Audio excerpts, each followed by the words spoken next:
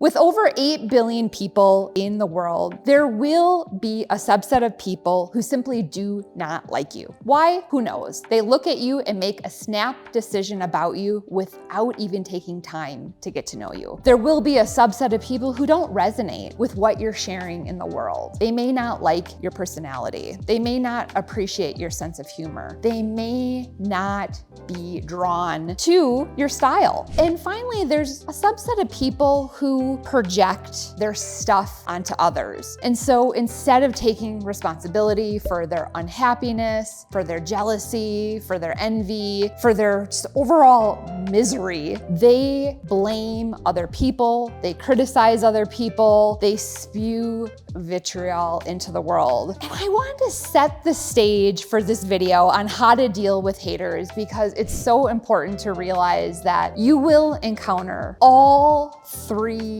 groups of people, especially if you're someone who is going after your dreams. You are committing to showing up and expressing your creativity in the world, or you simply desire to be authentic in a world that values conformity versus being true to yourself. And the reason I'm so passionate about this topic of haters is because I myself have experienced hate, both in real life. I was severely bullied when I was younger. Middle school was a living hell. And I had to think deeply about why people are so mean, especially when they don't know you. Next, I also have decided to put myself out there publicly on various platforms, and I've had to deal with hate, probably like many of you watching this. And so for me personally, what has helped is to figure out how have other people dealt with hate, especially those who are well-known public figures, and they deal with a high volume of really just mean comments. So here are 3 ways that you can deal with haters. Number 1, you can embrace them. Number 2, you can ignore them. Or number 3, you can buy them gifts. So first, if you decide to embrace your haters, I don't mean giving them a big bear hug, but instead you can create a mixtape.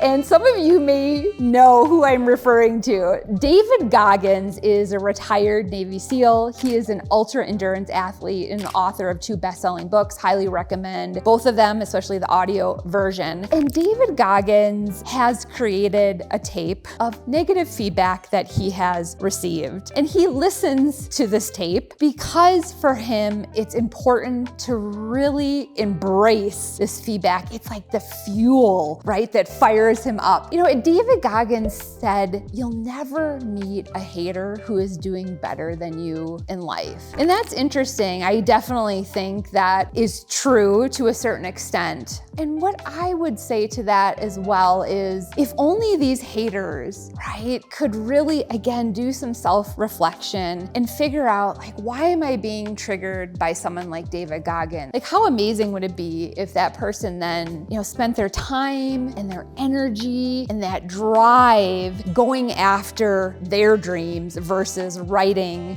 vitriolic comments online. Second, you can ignore your haters. Brené Brown is such an inspiration for me and a role model, and she made a decision after giving one of the most viral TED Talks on vulnerability of all time. She said, "If you are not in the arena getting your ass kicked, I'm not interested in your feedback." And what Brené Brown meant is, it's easy to be in the cheap seats. It's easy to throw popcorn. It's easy to make fun of people. It's easy to criticize versus being in the arena and doing the hard work, expressing your creativity, being true to yourself, being out there in the world for all to see. And Brene should know because after her TED Talk on vulnerability went viral, she received an onslaught of just brutal attacks that were personal. And Brene said, this is the reason that I did stay small for so long. This is the reason I decided to hide behind my research until I was in my 40s, because her worst fears came true. And I love, though, that Brene has made a commitment to focus on feedback from people who are also in the arena. And the takeaway here is to differentiate. Is someone providing constructive feedback for me to help me improve, to move forward, to become become better. Typically, constructive feedback is thoughtful, it's action-oriented. The person providing it has your best interests in mind, versus vitriol is meant to break you down. It is mean-spirited, it's often nasty,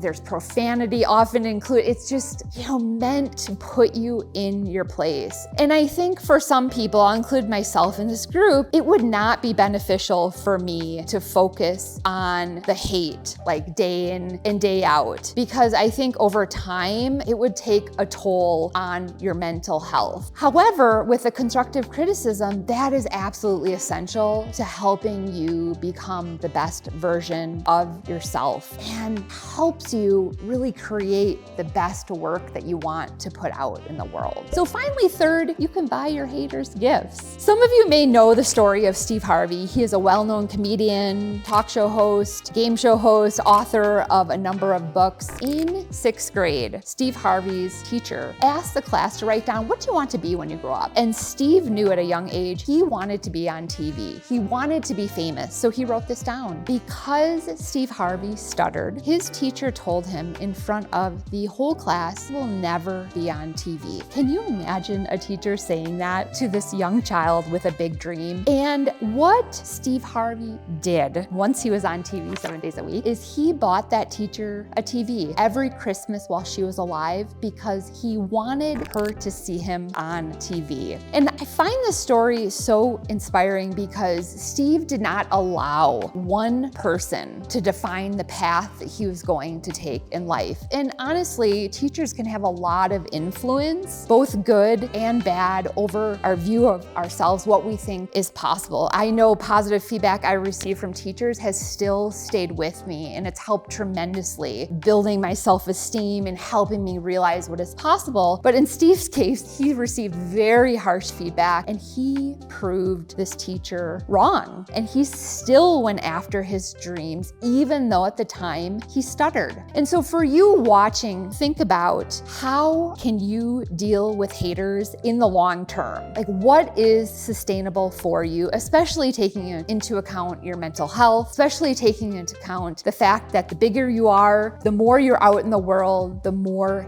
hate you will receive. But I do not want those mean comments to stop you from going after what you want in life. I don't want, rejection and this criticism to stop you from really honoring who you are and showing up with your gifts in the world and sharing those gifts. So I want to thank everyone. If my content resonates with you, please like, subscribe, share a comment below. How do you deal with hate? What has been effective for you? Until next time, thanks everyone.